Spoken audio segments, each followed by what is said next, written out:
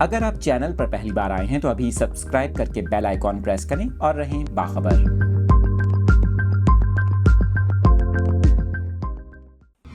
آپ کے ساتھ یہ بڑی خبر شیئر کر رہے ہیں۔ عوامی مسلم لیگ کے سربراہ شیخ رشید کو اب سے ذرا دیر پہلے راولپنڈی میں ان کے گھر سے حراست میں لیا گیا ہے۔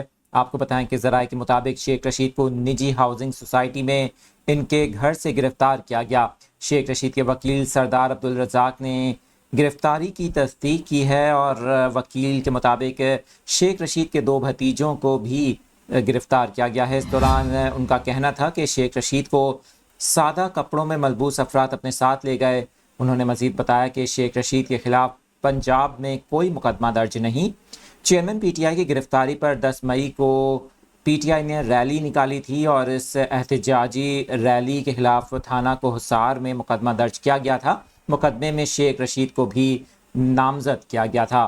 وکیل کے مطابق اب تک کوئی مزید معلومات نہیں ہے کہ شیخ رشید کو کہاں لے کر گئے ہیں یہ افراد۔